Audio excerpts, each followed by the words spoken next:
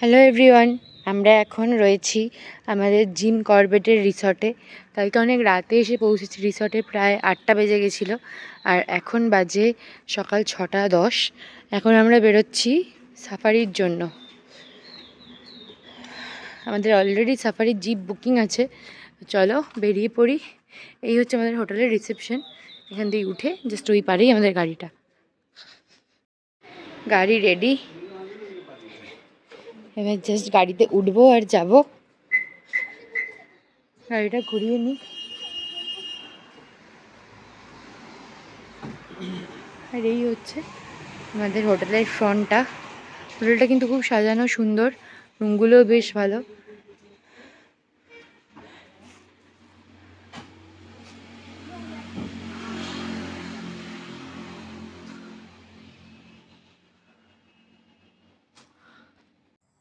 Gym করবেটে zip safari সবসময় আগে থেকেই বুকিং করে আসতে হয়। তো এটার জন্য কিন্তু তোমরা গুগল সার্চ করলে অনেকগুলো ওয়েবসাইট পেয়ে যাবে, কিন্তু এটার পার্মানেন্টলি একটাই ওয়েবসাইট হয়। আর এখানে গাড়ির নাম্বারও তোমাদেরকেই আগে থেকে চুজ করে রাখতে হবে। আর ওখানেই গাড়ির নাম্বারের সাথে গাড়ির ড্রাইভারের নাম্বার আরও সব ডিটেলসই দেওয়া থাকবে। চলো তোমাদেরকেও এক ঝলকে দেখিয়ে দিই আমি কি করে বুকিং করেছি। প্রথমেই corbett.uk.gov.in এই লিঙ্কটা তোমাদের খুলে নিতে হবে। তোমাদের সুবিধার জন্য আমি কমেন্ট বক্সেও লিঙ্কটা দিয়ে দেবো। তার নিচে গিয়েই তোমরা জিপ সাফারি, ক্যান্টার সাফারি আরও বিভিন্ন জিনিসের আলাদা আলাদা অপশান পেয়ে যাবে। এইখান থেকেই তোমরা এক একটা করে যেটাই বুক করতে চাও সেটা বুক করতে পারো। আর এই সেম ওয়েবসাইটেই তোমরা পুরো প্রাইজিং ডিটেলসও পেয়ে যাবে। চলো একবার ওটাও তোমাদের দেখিয়ে দিই। তো এখানে দেখতেই পাচ্ছ ডে সাফারির প্রাইজিং দেওয়া আছে।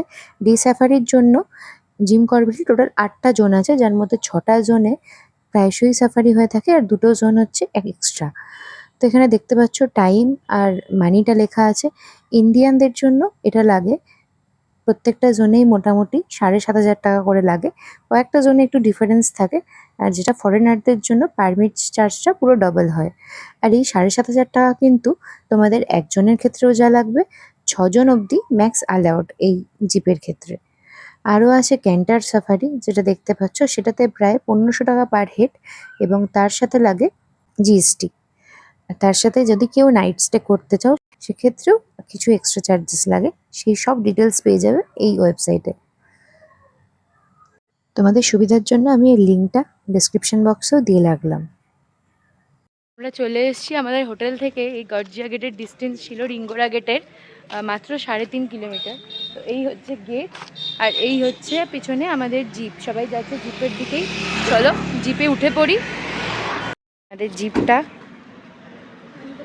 এই জিপটা কিন্তু আমরা যখন বুকিং করেছিলাম তখনই জিপের নাম্বারটা সিলেক্ট করে নিয়েছিলাম নিজেদের পছন্দ মতো। আমাদের জঙ্গল সাফারি হয়ে গেছে। জঙ্গল সাফারির জন্য কিন্তু ফোন অ্যালাউ নয়, কিন্তু গোপ্রো বা অন্য কোনো ক্যামেরা অ্যালাউড। তাই জন্য আমরা যেহেতু মানে মোবাইল ক্যামেরা এনেছি, অন্য ক্যামেরা আনিনি, ওই জন্য আমাদের মোবাইল রেখেই যেতে হয়েছে। আর ভেতরে আমরা সাফারির কোনো ভিডিও করতে পারিনি, কিন্তু যথেষ্ট খুবই ভালো। মানে সাফারিতে যে গেছিলাম মোটামুটি 2 আওয়ার্স মতো, আমরা 2 আওয়ার্সের বেশি, প্রায় 2.5 ঘন্টা মতো আমরা ভেতরে ছিলাম। আর মানে এত, আজকে তো তেমন কিছু দেখতে পাইনি, টাইগার দেখতে পাইনি, কিন্তু এত সুন্দর পরিবেশটা, এত সুন্দর এনভায়রনমেন্টটা যে না সত্যি দারুণ লেগেছে। আর হরিণ অনেক দেখতে পেয়েছি, প্রচুর হরিণ দেখতে পেয়েছি, বুনো শুয়োর, তারপর ময়ূর, মানে অনেক কিছুই দেখতে পেয়েছি। কিন্তু যেহেতু এত ফগ ছিল, দূরে থাকলেও মানে সামনে ভিজিবিলিটি খুবই কম ছিল। 100 মিটার অবধিও দেখা যাচ্ছিল না, 50 মিটারও খুব কষ্ট করে দেখতে হচ্ছিল। তো ওই জন্য টাইগার আজকে দেখা যায়নি। যাই হোক, এনজয় খুব করেছি, খুবই এনজয় করেছি। এখন আমরা যাচ্ছি গর্জিয়া টেম্পলে। এটা যে আমাদের গর্জিয়া গেট ছিল, ওর কাছে একটা মন্দির আছে, ওই মন্দিরে এখন আমরা যাচ্ছি। ব্রেকফাস্ট করে নিয়ে জাস্ট বেরোলাম, এখন বাজছে প্রায় 9:30। চলো।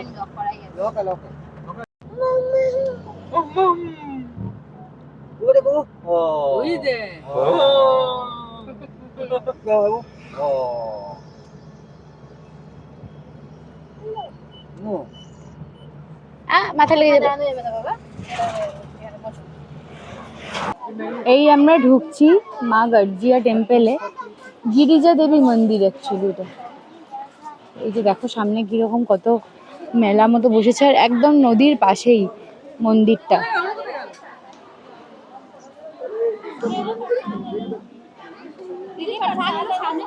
এই নেই, এই যে, বাহ, খুব সুন্দর জায়গাটা।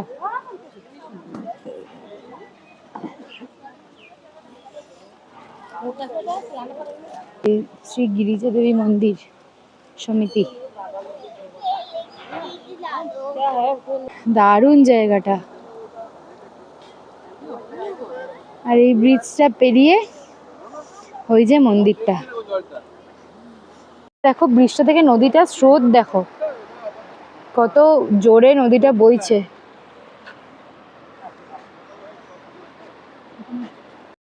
আর এই যে এই হচ্ছে গিরিজা দেবীর মন্দির। এই গিরিজা দেবীর নাম থেকেই কিন্তু এই গর্জিয়া গেটটার নাম হয়েছে।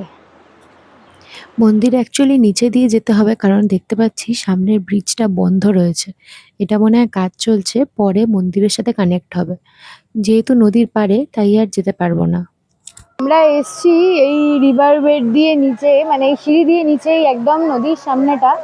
নদীটা কিন্তু খুবই স্রোত আছে, আর সাইডটা অনেকটা ঢালু নিচে যাওয়ার জন্য। আর নদীর ঠিক ওই পাড়েই দেখো মন্দিরটা দেখা যাচ্ছে। চলে এসছি ওই গির্জিয়া টেম্পল থেকে হনুমান ধামে।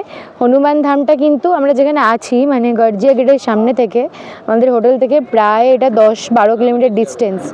তো এইটা কিন্তু রামনগর পেরিয়ে আমরা একটা বাঁদিক দিয়ে, মানে সোজা রাস্তা দিয়ে এলাম। কিন্তু মন্দিরটা দেখে ভাবিনি যে এতটা সুন্দর হবে। মন্দিরটা কিন্তু দারুণ এরিয়াটা। দেখো এইখানেই সামনে বড় একটা গেট রয়েছে, আর ভেতরের এরিয়াটা কিন্তু অনেক বড় দেখে। চলো ভেতরে যাই। আর এই যে পুটে সকাল সকাল উঠে 5:30টার সময় আমরা উঠি যাবো বলে, এবার ঘুমিয়ে পড়েছে। এখন বাজে 11টা।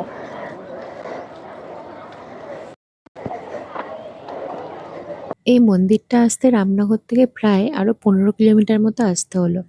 যেহেতু এই মন্দিরটা কিছুদিন আগেই হয়েছে, মানে দেখতে পাচ্ছ এখানকার স্থাপনা দিবসটা লেখা আছে 17ই নভেম্বর 2025। তার মানে মাত্র 4 মাস আগে।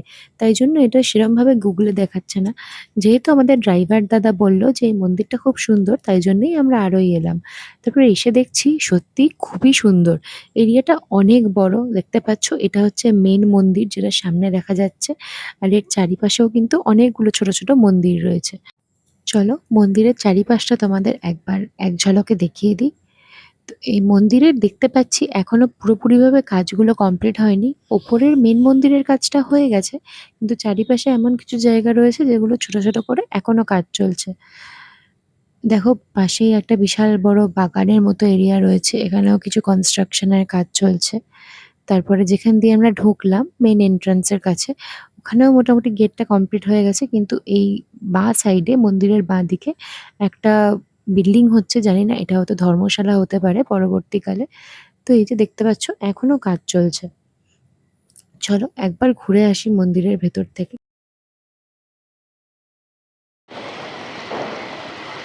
আমরা এখন উঠছি হনুমান মন্দিরে। চলো ওপরে দেখি। এখানে শিবালয় লেখা আছে, তার মানে অনেকগুলো ঠাকুরের মন্দিরই আছে আলাদা আলাদা করে।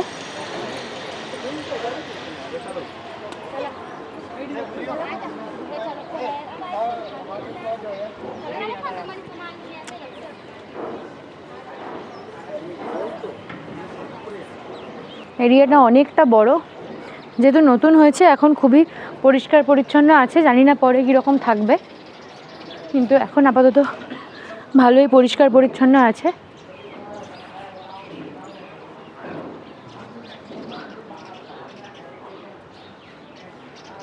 এইগুলো যে দেখতে পাচ্ছ এগুলো কিন্তু পুরো লাল পাথর, লাল পাথর কেটে কেটে করা।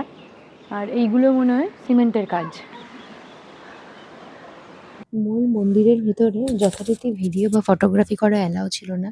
ভিতরে হনুমানজির রামায়ণের বিভিন্ন সময়কার মূর্তি ছিল, আর তার সাথে ছিল শিব, দুর্গা, রাম, সীতা, আরো কয়েকটা আলাদা আলাদা মন্দির। যদিও সবকটা আমরা ঘুরতে পারিনি।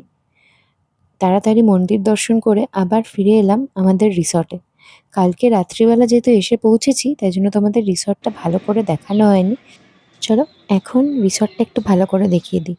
তো আমাদের রিসর্টের নাম ছিল অ্যারোমা পার্ক রিসর্ট। দেখতে পাচ্ছ এইখানে আমরা কিন্তু স্পট বুকিং করে এসেছি। আমাদের সাথে একটা ঘটনা ঘটে গেছে, সেটা একটু পরে তোমাদের সাথে শেয়ার করছি। ততক্ষণ দেখে নাও জায়গাটা কেমন লাগছে। এইটা হচ্ছে পুরোটা লন এরিয়া, দেখতে পাচ্ছ এখানে পুটাই আর বন্টু দোল খাচ্ছে। আমাদের এই রিসর্টের প্রপার্টিটা কিন্তু একদম জিম করবেট রাস্তার ওপরেই, মানে আমরা যে ঢিকালা জোনে ঢুকলাম, ঢিকালা জোন থেকে যে রামনগর যাবার যে রাস্তাটা, তার একদম রাস্তার ওপরেই হচ্ছে এই অ্যারোমা পার্ক রিসর্ট। তোমরা যে কোনোভাবে গুগলে সার্চ করতে পারো, আমি এদের লিঙ্কও শেয়ার করে দেবো আমার ডেসক্রিপশনে। আর এদের ব্যবহার খুবই ভালো লেগেছে আমার। রিসর্টের এরিয়াটা দেখতে পাচ্ছ বিশাল বড়, আর প্রত্যেকটা বিল্ডিং এ কিন্তু 4টে করে রুম রয়েছে। আমাদের বিল্ডিংটা একদম লাস্টে, এই যে সেম দেখতে সবকটা বিল্ডিংই, তো প্রত্যেকটা বিল্ডিং এ 2টো করে রুম নিচে রয়েছে আর 2টো করে রুম রয়েছে ওপরে। আর এগুলো হচ্ছে লন এরিয়া, এইখানে সন্ধেবেলা মিউজিক, লাইভ মিউজিক হয়, আরও বিভিন্ন অ্যাক্টিভিটিস আছে ওখানে, ক্যারাম বোর্ড বা টেবিল টেনিস রাখা আছে, যদি কেউ খেলতে চায় তো খেলতে পারে। এই যে চলো আর একটু ভেতরের দিকে যাই, আমাদের যে রুমগুলো আছে সেই রুমের দিকে। গাছপালা দিয়ে কিন্তু ঘেরা, পরিবেশটা দারুণ লাগছে এখানে। প্রত্যেকটা রুমের বাইরে কিন্তু চেয়ার রাখা আছে বসার জন্য। আর আমাদের রুমটা হচ্ছে একদম লাস্টে, দেখতে পাচ্ছ সামনে সুইমিং পুলও রয়েছে। প্রপার্টিটা কিন্তু খুব সুন্দর আর অনেকটা বড়, আর খুব সুন্দরভাবে মেনটেন করা। এদের স্টাফরাও খুব ভালো।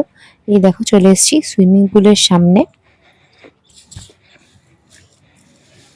সুইমিং পুলটা যেহেতু এখনো এখানে একটু ঠান্ডা ঠান্ডা ওয়েদার রয়েছে, সেই জন্য মনে হচ্ছে সুইমিং পুলটা এখনো ইউজ হচ্ছে না, কারণ সবে তো মার্চ মাস, এখনো ঠান্ডা রয়েছে এখানে জল।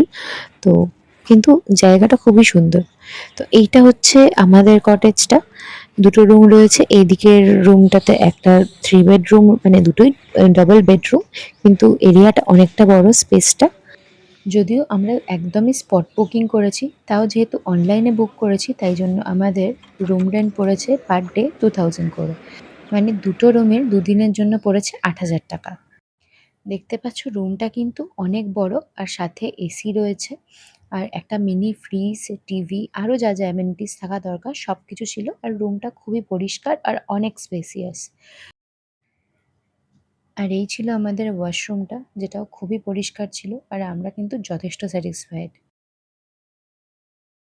কালকে আমাদের সাথে একটা ঘটনা ঘটে গেছে। ঘটনা ঠিক বলবো না, মানে আমরা যে হোটেলটা বুক করেছিলাম জিম করবেটে ঢেকুলিতে, সেই হোটেলটা আমরা ক্লিয়ার টিপের থ্রু থেকে বুক করেছিলাম। সো সেই হোটেলটা যখন আমরা চেক ইন করতে যাই, তখন ওরা আমাদেরকে বলছে যে এই হোটেলটা ওরা নাকি ক্যান্সেল করে দিয়েছে বুকিংটাকে। আমরা জানি না কেন ক্যান্সেল করেছে, কি করেছে। তারপর আমরা রিচ আউট করি ক্লিয়ার ট্রিপ থেকে, তো ক্লিয়ার ট্রিপ তারপর ওদের সাথে যোগাযোগ করে, যোগাযোগ করার পর জানি না কি কথা হয়েছে, আমাদেরকে বললো যে আমরা অল্টারনেটিভ কোনো লোকেশনে একটা তোমাদেরকে বুক করে দেবো। আমরা বললাম আমাদের দরকার নেই, আমাদের টাকা রিফান্ড চাই আর টোটাল কম্পেনসেশনটা চাই। তো তারা বললো ঠিক আছে, সেটাতে রাজি হলো। তো তারপর আমরা এই হোটেলটাকে বুক করি। ঠিক তখন সন্ধ্যে 8টা নাগাদ বাজে। তো আমরা স্পট বুকিং করে এখানে এসে তারপরে এই হোটেলটাতে আমরা চেক ইন করি। তো এখন রয়েছি আমাদের রুমের সামনেই, আমাদের রিসর্টে। এই যে দেখতে পাচ্ছ পেছনে এখন অন্ধকার হয়ে গেছে, পেছনে হচ্ছে এটা সুইমিং পুল, আর এই হচ্ছে আমাদের রুমটা। তো চলো একটু দেখাই রাত্রিবেলা জায়গাটা কেমন লাগছে। এখানে লাইভ মিউজিক হচ্ছে, শুনতে পাচ্ছ কিনা জানি না, কিন্তু দারুণ লাগছে মহলটা আশেপাশে। চলো ঘুরে আসি, একটুখানি দেখিয়ে দিই তোমাদের চারিদিকটা কেমন লাগছে সন্ধ্যেবেলাতে। এইটা একদম আমাদের রিসর্টের বাইরেটাই, মানে বাইরেটা মানে আমাদের কটেজের বাইরেটাই জাস্ট।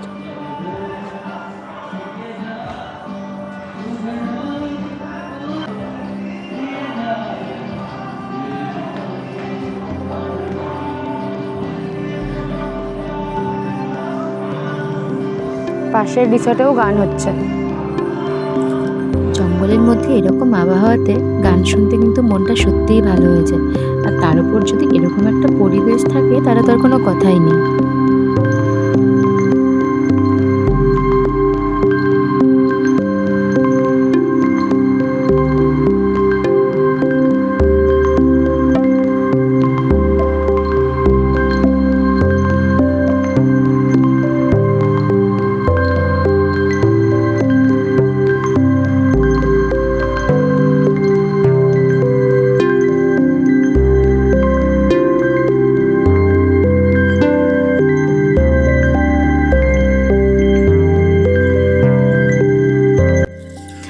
এইদিকে পুটাইও কিন্তু খুব এনজয় করছে দোলনা খেতে। আর তোমাদের বলে রাখি, আজকের দিনটা হচ্ছে 11th মার্চ 2026, আর আজকে রাত পোহালে পুটাইয়ের ফার্স্ট ইয়ার বার্থডে। আমরা অনেক আগে থেকেই প্ল্যান করেছিলাম পুটাইয়ের ফার্স্ট বার্থডেটা বাইরে কোথাও সেলিব্রেট করব। শুধু ফার্স্ট বার্থডে নয়, ইচ্ছা আছে ভবিষ্যতে ওর বার্থডে বাইরে সেলিব্রেট করার। এবার বাকিটা ভগবানের ইচ্ছা। যদিও ওর কিছুই মনে থাকবে না, কিন্তু আমাদের তো মনে থাকবে। বড় হয়ে ওই স্মৃতিগুলোই ও দেখতে পাবে। আসলে আমরা ছোট বাচ্চাদের নিয়ে এতটাই ওয়ারিড থাকি যে ভুলে যাই চেনা পরিবেশের বাইরে বেরোলেও ওদেরও ভালো লাগে, ওদেরও ডেভেলপমেন্টের অনেক হেল্প হয়।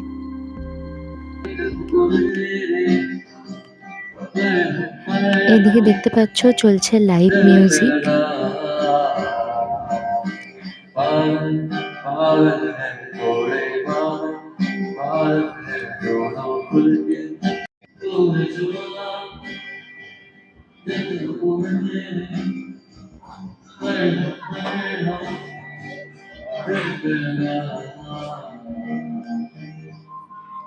जरा जरा महकता है आज तो मेरा तन बदन, मैं प्यासी हूँ मुझे भर ले अपनी बाहों में, बहकाए मुझे तेरी सभी बातें, एक बार ए दीवाने झूठा ही सही प्यार तो कर, मैं भूली नहीं हंसी मुलाकातें, बेचैन करके मुझको मुझसे यूं ना फेर नजर, रूठेगा ना मुझसे मेरे साथिया ये वादा कर, तेरे बिना मुश्किल है जीना मेरा मेरे दिल पर, ये दूरी कहती है पास मेरे आजा रे आजा रे आजा रे आजा रे। मेरी जबरज हिंग तुझे मालूम नहीं, तू अभी तक है हंसी और मैं जवान, तुझ पे कुर्बान मेरी जान मेरी जान, तुझ पे कुर्बान मेरी जान मेरी जान, मेरे जहद जबिन तुझे मालूम नहीं, तू अभी तक है हंसी और मैं जवान, तुझ पे कुर्बान मेरी जान मेरी जान।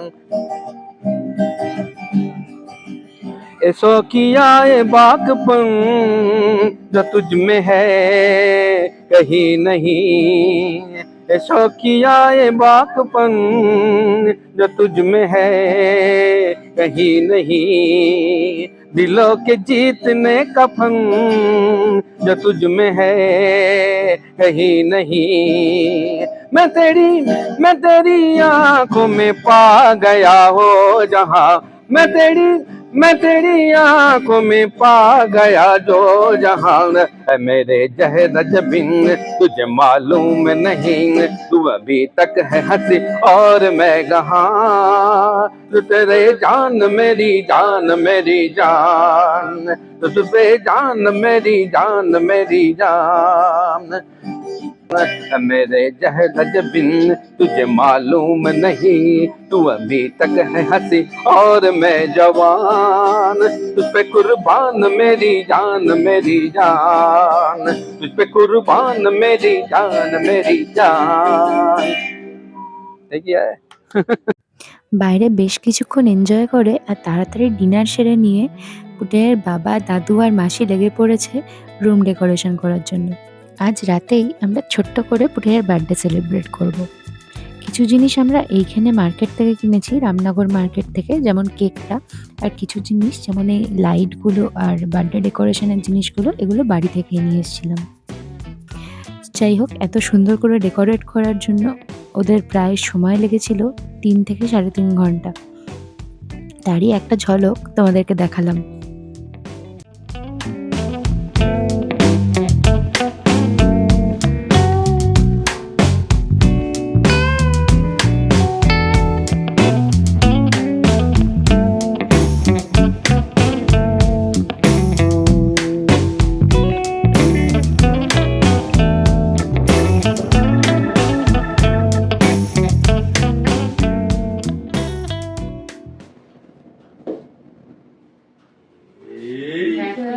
ওই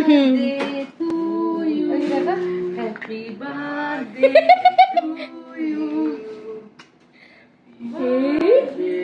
কোথায় এসছে কোথায়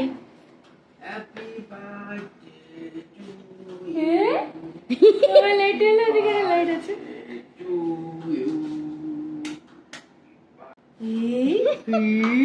আমার চাঁদ সোনা কই, কি হাসি আমার চাঁদ আইছো না কই, আর নিভে দেবো বাবা। হ্যাপি বার্থডে টু ইউ, যেমন করে করতে পারে করো। Happy birthday, happy birthday, happy first birthday সোনা বাবা।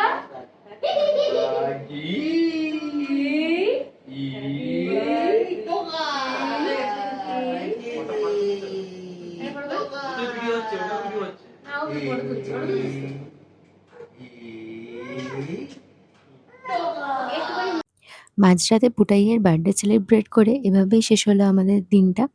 তোমরা সবাই ওকে অনেক আশীর্বাদ করো, ও যেন অনেক বড় হয় আর ভালো মানুষ হয়, সুস্থ থাকে। আর চলো আজকের ভিডিওটাও শেষ করছি এখানে। আমাদের জিম করবেটে থাকার পর্বও শেষ হলো।